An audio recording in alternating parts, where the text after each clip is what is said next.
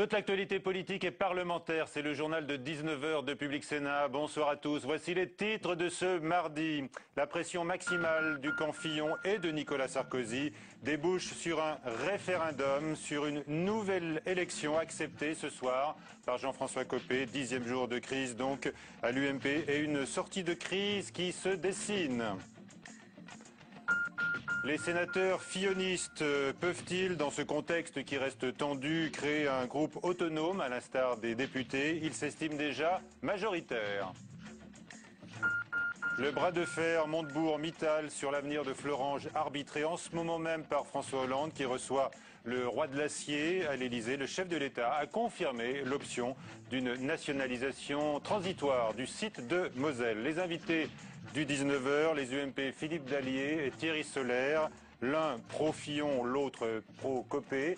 Et puis la socialiste Laurence Rossignol sera également avec nous tout à l'heure. Elle demande à Nicolas Sarkozy de démissionner de ses fonctions au Conseil constitutionnel en raison de son implication partisane pour sortir l'UMP de la crise. Mais d'abord, les mauvais chiffres attendus du chômage avec une nouvelle aggravation. Donc, pour le 18e mois consécutif, le ministre du Travail, Michel Sapin, avait prévenu qu'aucune bonne nouvelle n'était à attendre. La courbe progresse donc encore au mois d'octobre. Nathalie Guillouard. C'est un nouveau record, le chômage est en hausse pour le 18e mois consécutif. Plus 1,5%, soit plus de 45 000 personnes, c'est le nombre de demandeurs d'emploi sans activité supplémentaire pour octobre 2012, selon les chiffres du ministère du Travail. Au total, ils sont plus de 3,1 millions, une envolée importante mais prévue. François Hollande avait déclaré que le chômage augmenterait pendant un an encore. Les plus touchés par cette situation sont les seniors, avec une augmentation de près de 2%. Au total, en y incluant les personnes exerçant une activité réduite, le nombre de chômeurs s'élève à 4,58 millions de personnes. L'objectif du gouvernement est donc d'inverser la tendance d'ici à la fin 2013, avec l'arrivée de nouveaux chantiers, comme les contrats de génération, le pacte de compétitivité, mais aussi la réforme du marché du travail. Mais à ce rythme, la barre symbolique des 5 millions de demandeurs d'emploi pourrait être franchie dès le mois de décembre. La haine au cœur de la guerre Copé-Fillon a dû être surmontée aujourd'hui par les deux belligérants. Les deux rivaux se sont en effet rencontrés pour établir, à la demande de Nicolas Sarkozy, un dialogue constructif. On dit l'ancien chef de l'État excédé par la crise à l'UMP. Et donc ce soir, une sortie de crise semble se dessiner avec l'organisation d'un référendum sur un nouveau vote. Les explications de Jérôme Rabier. Peut-être enfin la solution à la crise de l'UMP. Les deux candidats acceptent l'idée d'un référendum proposé aux militants pour qu'ils décident de revoter ou non pour la présidence du parti. Reste à en définir les modalités d'organisation et de contrôle, mais pour en arriver à ce point d'accord, la journée a encore été animée. François Fillon l'a lancé en réunissant ce matin ses soutiens et a clairement menacé de faire scission. Je demande à Jean-François Copé une nouvelle élection par les adhérents. Dans les 3 mois, dans l'attente de cette nouvelle élection, j'ai décidé, avec les députés qui me suivent, de constituer un groupe parlementaire qui aura pour nom le Rassemblement UMP. Juste après, à l'Assemblée, le président du groupe UMP, soutien de Jean-François Copé, n'imaginait pas cette éventualité. Ce qui en ressort, c'est de ne pas commettre l'irréparable et que la création d'un autre groupe parlementaire, c'est l'irréparable parce que ça veut dire l'éclatement de l'UMP. En coulisses, Nicolas Sarkozy se serait activé. À sa demande, une rencontre a eu lieu entre François Fillon et Jean-François Copé. Et c'est là qu'aurait été avancée l'idée du référendum. Peut-être soufflé par l'ancien président de la République, mais dont Jean-François Copé revendique la paternité. J'ai proposé à François Fillon que l'on donne la parole aux militantes et aux militants de l'UMP pour qu'ils se prononcent par référendum pour savoir s'ils souhaitent ou non que l'on recommence à voter. Le président actuel de l'UMP a en contrepartie demandé à François Fillon de renoncer à la création d'un groupe autonome à l'Assemblée. Pourtant, le clan Fillon déposera ce soir tous les statuts pour que celui-ci soit créé, avec 68 députés autour de l'ancien Premier ministre. Jean-François Copé réaffirme lui qu'il restera jusqu'au référendum et peut-être jusqu'à la nouvelle élection le président du parti. François Fillon réclame lui une direction collégiale. Si un pas a donc bien été fait aujourd'hui, on voit que tous les problèmes ne sont pas pour autant réglés à l'UMP. Voilà, bien sûr, la tension, on le comprend à l'instant, n'est pas levée entre François Fillon et Jean-François Copé.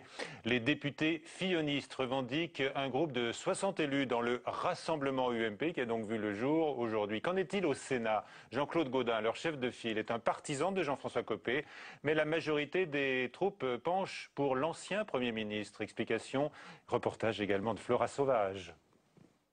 Oui à l'unité du groupe, mais à une condition, que l'on revote. C'est la position des sénateurs UMP à majorité pro-Fillon. Nous, on veut revoter. Voilà, c'est tout. C'est facile, revoter. C'est revoter. On a voté, on veut revoter. Mais pour le président du groupe UMP, partisan de Jean-François Copé, ce n'est pas si simple. Il y aura demain une discussion qui est demandée par un certain nombre d'amis, mais il n'est même pas dit que nous votions. Car les sénateurs fillonistes souhaitent réorganiser un vote auprès des adhérents de l'UMP. Il faut ouvrir des perspectives et je ne vois pas comment on peut agir différemment que de redonner la parole aux adhérents de l'UMP. Au Sénat, contrairement à l'Assemblée nationale, la question de la scission du groupe UMP ne se pose pas, les fillonistes étant majoritaires. Les députés ont la tête peut-être un peu plus près du bonnet, ils s'excitent facilement. Les sénateurs, par définition, sont plus pondérés. Ici au Sénat, les fillonistes doivent se réunir demain matin pour décider de la position à adopter. Avec nous, Michael Zamès. Bonsoir, Michael. Bonsoir, alors, on voit les esprits qui s'échauffent au Sénat également.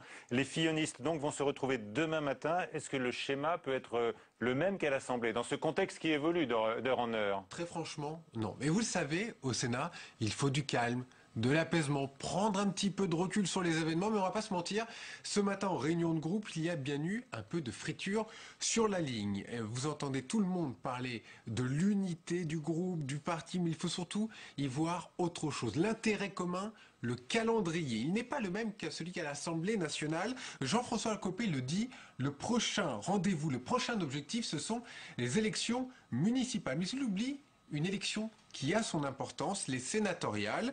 Ils seront 65 sénateurs UMP à jouer leur place en 2014. Du coup, pas de scission. Personne ne veut prendre le risque de perdre son investiture par le parti. Vous le savez, ici, la majorité ne tient qu'à 6 sièges. Ils sont convaincus de pouvoir reprendre le plateau lors de ces prochaines élections. Mais attention, pour cela, ils ont besoin évidemment de rester soudés, de continuer leur travail d'opposition. Ce qui ne veut pas dire que demain, lors des différentes réunions très importantes qui auront lieu au Sénat, il n'y aura pas quelques règlements de compte et quelques explications de texte entre les sénateurs. Merci, Michael. Le climat reste très lourd, évidemment, au sein de l'UMP. Notons que le ton monte, par ailleurs, entre l'UMP et le Parti socialiste sur le rôle joué par Nicolas Sarkozy, une intervention partisane, alors qu'il est membre de droit du Conseil constitutionnel. Ce sera l'objet de ce débat à suivre que je vous ai annoncé sur ce plateau tout à l'heure. L'ambiance au Sénat était surtout troublée ces derniers temps à gauche, divisée sur des textes essentiels. Vous l'avez rappelé, Michael, la majorité est très courte. Cette situation demeure, bien sûr, à l'heure de l'examen du projet de loi de finances. Le point, ce soir, sur les débats entre communistes qui vont s'abstenir et centristes qui ont annoncé aujourd'hui qu'ils allaient voter contre. Mathilde Bélanger. La question était de savoir s'ils s'abstiendraient ou pas. La décision a été prise ce matin en réunion de groupe. Les centristes voteront contre le volet recettes du projet de loi de finances demain au Sénat. Ils s'opposent aux hausses d'impôts prévues par le texte, 24 milliards d'euros en 2013. Nous ne sommes pas d'accord avec les hausses d'impôts faramineuses que contient ce projet de loi de finances. Et puis la deuxième raison aussi, c'est que nous n'avons pas à jouer les supplétifs de la majorité, que la majorité actuelle règle ses problèmes en son sein. Ce n'est pas le groupe centriste qui va venir régler ces problèmes. Dans ces conditions, plus beaucoup de suspense. Le texte devrait être rejeté par une alliance des voix de la droite et du centre. Les communistes ont déjà prévu de s'abstenir. Or, la gauche ne dispose que de 6 voix d'avance au Sénat. Une configuration qui place de nouveau la Haute Assemblée dans le rôle du contre-pouvoir. La semaine dernière déjà, elle a retoqué l'article du projet de loi concernant la taxation des plus-values, le fameux article pigeon dénoncé par les entrepreneurs. Les députés socialistes qui peuvent compter sur leur majorité absolue à l'Assemblée ont déjà prévu de le rétablir, de quoi poser une nouvelle fois la question de la place du Sénat dans les institutions. La nouvelle demande de levée de l'immunité parlementaire du sénateur PS Jean-Noël Guérini vise à l'interroger sur un dossier à caractère mafieux. L'expression est utilisée dans un document du juge qui enquête sur des marchés publics dans les Bouches-du-Rhône. Le Sénat examinera sa demande le 12 décembre. L'avenir des hauts fourneaux de Florange débattu à l'Elysée, où François Hollande a reçu le patron indien du groupe ArcelorMittal. Celui-ci vient de quitter l'Elysée, à peu près 1 heure d'entretien entre les deux hommes. Le ministre du redressement productif avait fait monter la pression à son comble en accablant Lakshmi Mittal de nombreux reproches, dont des promesses non tenues. La question d'une nationalisation provisoire du site de Florange est à l'ordre du jour des discussions, comme l'a reconnu François Hollande un peu plus tôt dans l'après-midi. Par ailleurs, le maire de Londres, Boris Johnson, s'est moqué des déclarations d'Arnaud Montebourg en s'interrogeant sur un gouvernement français, dit-il, aux mains de révolutionnaires sans culotte. Et tout à l'heure, Pascal Durand, le secrétaire national d'Europe Écologie Les Verts, était notre invité dans Preuve par 3 et il réagissait à cette possible nationalisation. On l'écoute. J'aimerais que le ministre du redressement productif pose les questions des choix industriels. Et quant à Florange, je partage en revanche sa volonté de faire en sorte que les pouvoirs publics interviennent. Mais je souhaite qu'il le fasse dans une cohérence, c'est-à-dire quel projet on peut porter. Moi j'ai vu par exemple le président Obama aux États-Unis nationaliser de fait General Motors quand General Motors était en crise. Et maintenant General Motors est reparti. Voilà, Preuve par 3 à retrouver à 22h45 ce soir sur Public Sénat. Les invités du 19h, donc le sénateur UMP Philippe Dallier, bonsoir. Bonsoir. Thierry Solaire, député UMP des Hauts-de-Seine. Et puis Laurence Rossignol, sénatrice socialiste, qui demande à Nicolas Sarkozy ce soir de renoncer à ses fonctions au Conseil constitutionnel. Et pourquoi ? Écoutez, le Conseil constitutionnel est notre juge, à nous parlementaires. Il sanctionne ou valide les lois que nous votons et c'est une instance dans laquelle nous devons avoir confiance. Il a des règles et en particulier l'une qui est très importante, c'est qu'il recommande à ses membres de s'abstenir de mettre en cause leur indépendance ou la dignité de leurs fonctions. Nicolas Sarkozy a fait le choix d'entrer de plein pied dans les affaires internes de l'UMP. Je crois que tout au cours de cette journée, il a cherché à ce que ça se sache, il a mis en scène ses recommandations. Il veut que tout le monde et les Français, et particulièrement sans doute ceux de l'UMP, soient bien au courant qu'il s'intéresse au dossier et qu'il est le boss. Eh bien écoutez, dans ces conditions-là, c'est un droit tout à fait normal pour lui, à condition qu'il soit un citoyen normal. Or, il ne l'est pas, il est membre du Conseil constitutionnel et ça me paraît être incompatible. Bien. Alors, messieurs, une réaction à cette demande de Laurence Rossignol. Thierry Solaire. J'aurais été moins étonné que vous vous offusquiez de ce qu'on a vu dans le journal tout à l'heure avec le sénateur Guérini. Voilà, Nicolas Sarkozy est au Conseil constitutionnel. Je n'ai pas entendu Nicolas Sarkozy s'exprimer sur ce sujet. Il n'y a absolument aucune difficulté là-dedans. Je crois que l'UMP traverse aujourd'hui une difficulté qui est liée à, on va en parler j'imagine, au fait que c'est la première fois dans la famille politique qu'on vote. On va y venir aussi au problème de l'UMP. La politique politicienne sur le dos de l'ancien président de la République sur le sujet. Je crois que Nicolas Sarkozy manque énormément au Parti socialiste. Voyez-vous, il le rendait responsable de tout, même lorsqu'il ne dit rien, et c'est le cas en l'occurrence, il faut que tel ou tel élu vienne demander sa démission. Écoutez, c'est plutôt risible, donc restons-en là, quoi. Mais c'est vrai que Nicolas Sarkozy s'implique à fond, et c'est Alain Juppé qui le confirme ce soir, il dit qu'il s'est engagé à fond pour arrêter ce jeu de massacre à l'UMP. Bien sûr, et il souhaite que ce soit vu. Moi, ça ne me pose aucun problème que Nicolas Sarkozy s'implique dans les affaires partisanes de l'UMP. Simplement, pardonnez-moi, simplement, c'est un juge constitutionnel. Donc, il doit être impartial et il doit être à distance de la politique des partis. Or là, il a révélé qu'il n'était pas à distance de la politique des partis, il est en plein dedans. Un ancien président de la République, deux même, au Conseil constitutionnel. Valéry Giscard d'Estaing continue de mener une activité partisane. Oui, mais voyez-vous, Simone Veil, qui me paraît plus exemplaire, avait attendu d'avoir quitté le Conseil constitutionnel pour prendre position dans une élection présidentielle. Lorsque Valéry Giscard d'Estaing avait pris position, ça avait créé beaucoup d'émotions au Conseil constitutionnel. Moi, je m'interroge sur la possibilité d'être tout à la fois juge de la souveraineté nationale, juge du législateur, et en même temps impliqué dans des affaires vraiment internes à un parti politique. Messieurs, si vous vous dégagez... Au point d'avoir d'ailleurs cessé de m'interroger, je pense qu'il serait digne de sa part de dire je choisis de faire de la politique, d'être un acteur de la politique et pas d'être un membre du Conseil constitutionnel. Nicolas Sarkozy l'a dit, il est retiré de la vie politique, il est aujourd'hui comme l'ensemble des anciens présidents de la République. Puisque Alain Juppé dit qu'il s'est engagé à fond pour essayer de sortir de la crise. Le Conseil constitutionnel n'aura pas à connaître des affaires internes de l'UMP, donc Nicolas Sarkozy, a fait connaître son avis pour essayer effectivement qu'on sorte par le haut de cette situation. Et je crois que c'est ce qui nous importe. De là à tout vouloir mélanger et à demander sa démission, bon, on voit qu'au Parti Socialiste, ils font feu de tout bois. La situation n'est pas reluisante, c'est le moins qu'on puisse dire. Les chiffres du chômage sont catastrophiques. J'attends que madame nous dise que c'est encore la faute de Nicolas Sarkozy, etc., etc. Donc il faut quand même raison garder. C'est un sage, et donc on a besoin de sagesse à l'UMP. Il n'y a pas d'incompatibilité. Est-ce que si on dépasse le cadre de cette situation que nous allons enfin évoquer tous ensemble, cela ne pose pas la question effectivement de la nomination des anciens présidents, membres du Conseil constitutionnel de droit? La question pourrait être posée, mais franchement le moment n'est... Elle est posée par la commission Jospin. Vous avez parfaitement raison. Vous avez parfaitement raison, Monsieur Grosjean. La composition du Conseil constitutionnel n'est pas satisfaisante. Mais nous avons un calendrier. Dans un premier temps, il y a la compatibilité d'un acteur de la vie interne de l'UMP, ancien président de la République et membre du Conseil constitutionnel. Et puis après, nous aurons le dossier d'une bonne composition du Conseil constitutionnel. Aujourd'hui, il y a 45 000 chômeurs de plus annoncés. Aujourd'hui, on a un ministre de l'Industrie qui a insulté un patron qui emploie 20 000 personnes en France. Si ce qui vous choque aujourd'hui, c'est que Nicolas Sarkozy, on l'a vu 2 secondes à BFM TV faisant un jogging, voilà, je vous laisse on n'est pas choqué par la même chose. Voilà.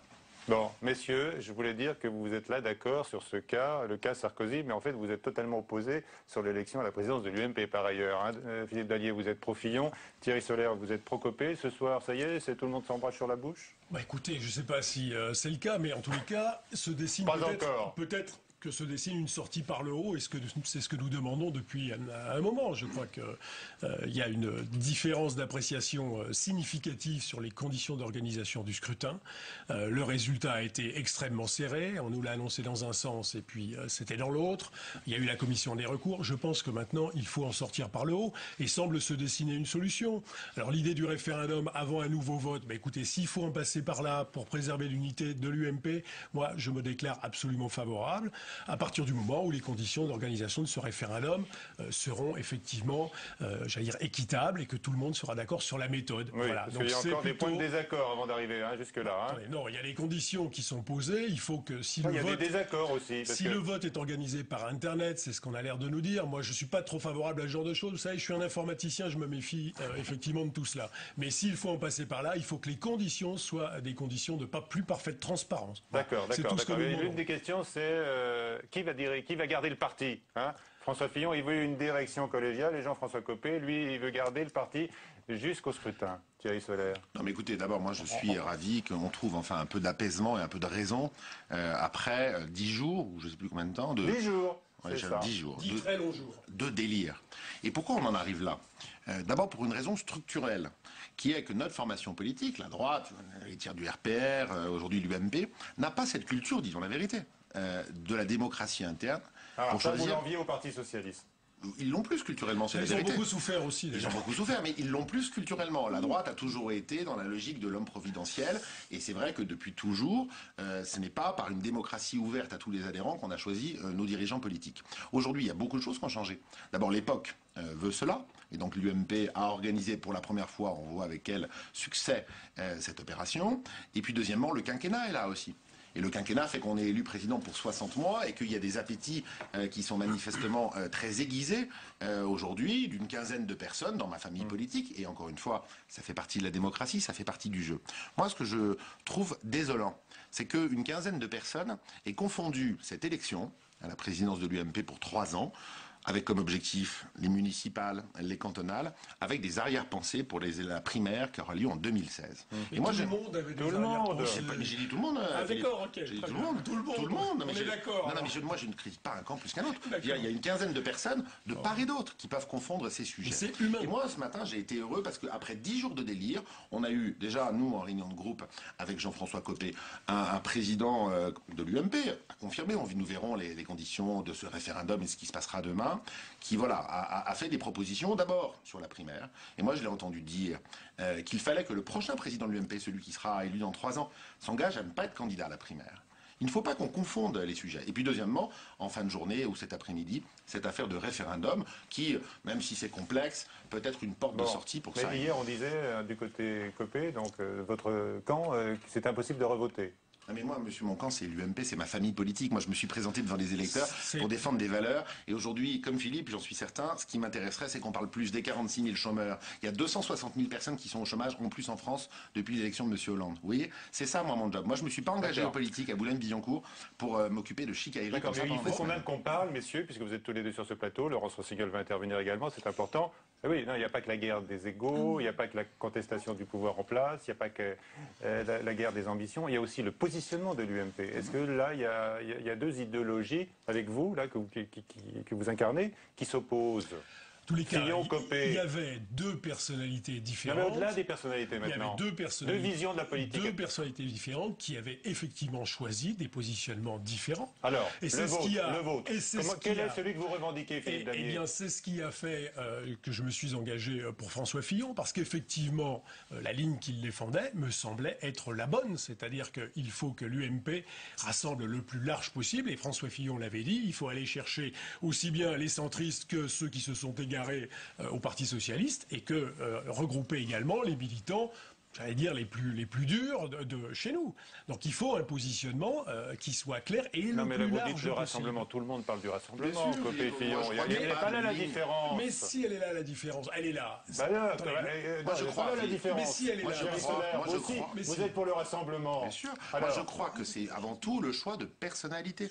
François Fillon et Jean-François Copé, c'est pas les mêmes personnes. Ils n'ont pas le même âge, il y a une différence de génération, il y a aussi une différence d'approche, une différence de méthode. Jean-François Copé est plus fougueux, il est plus jeune, il est plus incisif. Il choisit aussi des mots différents et c'est certainement ce qui a posé problème. Mais non, mais soyons clairs, hein, tout le monde est à peu près au carré là-dessus. Je pense qu'effectivement, François Fillon a choisi un positionnement que certains jugent peut-être plus classique ou trop classique par rapport à la droite républicaine, en voulant élargir le socle. Je crois que Jean-François Copé a fait un choix différent. Il a voulu s'adresser peut-être plus à l'aile droite de l'UMP. C'était un choix tactique électoral. On les a pas entendus pendant la campagne. Donc c'était un choix tactique pour une élection interne. Mais je pense qu'il faut qu'on ait en tête, les élections à venir. Elle n'est pas l'arbitre de vos échanges, mais du positionnement de l'UMP, c'est fondamental. Sur ce positionnement, ou ce double positionnement, Laurence Rossignol. Deux remarques. La première, c'est qu'effectivement, l'UMP n'a pas de tradition de démocratie interne comme nous pouvons en avoir une. Mais ce qui est étonnant, c'est que tous les votes sur les motions, tous les textes d'orientation politique ont totalement disparu du débat. Et c'est ça qui vous manque, je crois aussi. C'est pas simplement le vote pour désigner les leaders, c'est aussi le vote sur une orientation politique. Et d'un point de vue de notre débat collectif démocratique, il manque le pourquoi de cet affrontement. Est-ce que la question, c'est celle du Front National et de la manière dont l'UMP se rapproche ou essaye de s'en tenir à distance ? Nous pouvons penser que c'est ça, des gens pensent que c'est ça. C'est probablement pour ça d'ailleurs que l'un de vos candidats était plus populaire dans les sondages, dans l'opinion, parce qu'il était crédité d'être celui qui tiendrait l'UMP un peu plus à distance. Puis un autre de vos candidats, Jean-François Copé, paraissait lui être plus proche. Mais si c'est ça votre débat, pourquoi vous l'assumez pas? Pourquoi vous le dites pas? Ce serait un vrai débat qui nous intéresserait tous. François Fillon a parlé de fracture politique et morale aussi. Il faut le rappeler là. Oui, c'est pas des mots d'ailleurs que j'ai trouvé visant à rassembler la famille politique. Je crois, moi, vraiment que ce n'est pas ça du tout le débat. Il y a des personnalités à l'UMP. L'UMP, c'est un rassemblement. C'est un débat de personnes. Vous avez des gens qui sont issus du centre, ce qui est mon cas. Moi, j'étais à l'UDF avant que l'UMP soit créé. Et puis, vous avez toute la palette. Et puis, aujourd'hui, c'est vrai que nos territoires ne sont pas les mêmes. Et quand vous êtes élu à Marseille, à droite comme à gauche, d'ailleurs, vous entendez... Et en Seine-Saint-Denis, regardez la sénatrice, donc on voit beaucoup, là, partout, qui est de gauche, à Marseille. Vous croyez qu'elle est révélatrice, aujourd'hui, de l'aile, exactement, de l'aile habituelle du Parti socialiste? C'est les territoires aussi qui font que les élus ressentent des choses différentes. Et donc à l'UMP c'est pareil, c'est un parti de masse et vous avez des élus. Et donc, ils ne reflètent pas cette carte territoriale. Non mais justement, et donc ce n'est pas un problème de ligne politique. Sinon, M. Ciotti, qui est quand même à droite-droite, M. Guéant, qui est quand même à droite-droite, ne serait pas avec M. Fillon. Il se serait reconnu dans une ligne droitière qui aurait été celle de M. Copé. Ce qui n'est donc pas le cas. C'est donc un problème de personne. Et je termine, et après je laisse Philippe Dallier parler. Et je laisse Philippe Dallier parler juste après. Je termine juste en disant quelque chose. Parce que je suis assez d'accord avec ce que vous dites. Au fond, à chaque fois que la droite a perdu depuis 40 ans une élection, au lendemain de sa défaite, on avait un leader naturel. C'était De Gaulle, c'était Pompidou, ça a été Chirac au lendemain de 81, ça a été Chirac, même si ça a tangué un peu, au lendemain de 88. Et là, parce que Nicolas Sarkozy est parti, nous n'avons pas de leader naturel. Mais alors vous confirmez, Thierry Solère, quand on vous écoute, vous confirmez la haine de tous les hebdomadaires cette semaine, Le Point, l'Express également, qui titre sur la haine. C'est la haine. Moi, je regrette On qu'il y dit ait la une guerre quinzaine de d'ego, personnes. c'est la guerre de la haine. Il y a des ambitions. Moi, je veux revenir sur une chose. L'étanchéité par rapport au Front National, elle est là, elle est garantie aussi bien par Copé que par Fillon. Voilà. Et si jamais elle n'était plus garantie, l'UMP explose. Donc je pense que ce point-là C'est pas un peu ce qui est en train de se passer? Vous êtes Non. sûr qu'elle tiendra aux élections Eh bien, locales? nous verrons bien. En tous les cas, ce point-là Pardon, est la net. porosité, elle n'est Après- pas simplement que dans les accords électoraux, Après- elle est aussi dans l'idéologie, elle est dans les propositions qu'on fait. sur l'émotion. La porosité, pardonnez-moi, Sur je vous les- interromps, mais gentiment. Mais oui. La porosité, elle n'est pas uniquement dans les accords électoraux, elle est aussi dans les thématiques, dans les positionnements politiques. Et de ce point de vue-là, je ne suis pas sûr que l'étanchéité soit tout le temps garantie quand j'écoute ce que disent certains leaders de l'UMP. Quand vous dites dans les thématiques, madame, je suis désolé, nous avons tous le droit ici d'aborder tous les thèmes qui préoccupent les Français. Il n'y a pas de thème réservé au Front National et de thème qui serait interdit aux autres, parce qu'alors là, Le c'est la premier qui l'a dit, négation, c'était intéressant. c'est la négation du débat C'est Laurent Fabius qui démocratique. a dit ça, le premier. Maintenant, la question est de savoir effectivement quelle position nous prenons sur tel ou tel thème. Ça, c'est la vraie question. Et quels mots nous employons pour exprimer nos idées, ça, c'est une autre question. Maintenant, je vous dis qu'il n'y a pas de porosité aujourd'hui et que l'étanchéité est garantie, sinon l'UMP imploserait. Voilà, ça, c'est clair et net Mais elle pour n'est moi. pas un peu en train d'imploser? Non, je ne pense pas que c'est là-dessus que les Vous vous choses... réunissez demain matin, Philippe Dallier, avec vos amis fillonistes du Sénat? Oui, tout à fait, oui. C'est pas pour faire sécession. Bah écoutez, nous sommes majoritaires dans le groupe, donc à mon avis, il n'y a pas à faire sécession. Je pense que ce que nous souhaitons... Quand vous n'êtes pas majoritaire, vous voulez faire cette session pour Non, nous devenir. sommes majoritaires dans le groupe et nous allons demander effectivement qu'il y ait un vote qui soit à nouveau organisé, mais on y va tout droit. Ça y Donc je est, pense que les choses vont c'est s'apaiser. quasiment acté dès ce soir. Hein. Sous certaines conditions, Vous allez en tous les célébrer cas, on y votre va. victoire demain matin, finalement. Écoutez, franchement, parler de victoire après les 10 jours que nous venons de passer, c'est quand même un peu compliqué. Moi, je pense qu'il faut effectivement que nous ayons en tête l'unité de l'UMP, parce que depuis 10 ans, nous n'avons rien inventé de mieux au niveau de la droite et du centre pour gagner les élections. Pas toujours, mais en tous les cas, pour les gagner souvent. Et si nous nous déchirons, nous perdrons. Est-ce que vous pensez l'un et l'autre que François Fillon et Jean-François Copé, après ce qui s'est passé, cette séquence terrible, ont encore une chance pour la prochaine présidentielle? Oui ou non? Ça m'importe très peu, monsieur. Ah bon? Ça m'importe très peu. L'élection présidentielle, c'est dans longtemps. Moi, ce qui m'importe, pardon madame, c'est que votre camp, qui fait le mariage pour tous, qui fait 45 000 chômeurs ce mois-ci, l'opposition républicaine fasse son travail. J'ai bien osé. C'est un engagement. Est-ce qu'ils sont disqualifiés l'un et l'autre pour 2017? Oui ou non? Bien sûr que non. Non. Et en politique, vous savez, On oublie vite. les choses changent assez vite. Merci beaucoup d'avoir participé à ce nouveau débat. Toute autre chose, maintenant le Premier ministre russe Dmitri Medvedev est en France. Il a été reçu aujourd'hui par François Hollande. La Syrie a été au cœur des discussions, entre autres thèmes. Le dirigeant russe, vous le savez, ayant fortement critiqué le soutien apporté par la France à l'opposition à Bachar al-Assad. Yasser Arafat a été exhumé ce matin pour élucider les causes de sa mort il y a 8 ans. Des prélèvements sur sa dépouille ont été confiés à des experts internationaux, dont certains français. Ils vont tenter de lever l'énigme. Le chef historique palestinien a-t-il été empoisonné? Nous sommes maintenant en ligne avec Caroline Delage. Bonjour, bonsoir Caroline. Et vous étiez sur place à Ramallah, en Cisjordanie, ce matin. Vous avez assisté à cette scène assez incroyable. Oui, et c'est en toute discrétion à l'aube ce matin, caché derrière d'immenses bâches bleues qui plongeaient la Moukata dans un grand secret. Et bien que la tombe de Yasser Arafat a été ouverte pour quelques heures, 20 prélèvements ont été effectués par un médecin palestinien sans sortir la totalité de la dépouille du tombeau. Ensuite, eh bien, ce tombeau il a été refermé et une courte cérémonie d'hommage, de prière, de dépôt de gerbes de fleurs a été organisée devant le mausolée en présence du Premier ministre palestinien Salam Fayyad et d'une grande partie du gouvernement. Voilà, tout était terminé en quelques heures. Les échantillons ont été remis aux experts. Ils seront ensuite envoyés dans les pays respectifs des laboratoires, en Suisse et en France. Et cette exhumation partielle, eh bien, c'est une étape douloureuse pour beaucoup de Palestiniens. Certains d'ailleurs y étaient opposés. Ils considèrent que c'est une profanation, surtout que beaucoup de Palestiniens disent déjà connaître la vérité. Pour eux, aucun doute, c'est Israël qui a empoisonné Yasser Arafat. Ce que cherchent les enquêteurs, vous l'avez dit, eh bien, ce sont d'éventuelles traces de poison qui viendraient accréditer la thèse de l'assassinat, thèse relancée par un documentaire d'Al Jazeera cet été qui avait trouvé des traces de polonium dans des essais de Yasser Arafat. Merci beaucoup Caroline Delage. C'est la fin de cette édition. La question du Nouvelle.com, notre partenaire, faut-il nationaliser le site de Florange, puisqu'il en est question, il en a été question il y a quelques instants à l'Elysée. On découvre vos réponses. Vous avez dit oui à 43% et non majoritaire, donc à 55%. C'est la fin de ce journal. À 22h, Sonia Mabrouk, et je vous retrouve donc à 22h45 pour Preuve par 3. Bonsoir à tous et à demain, 19h.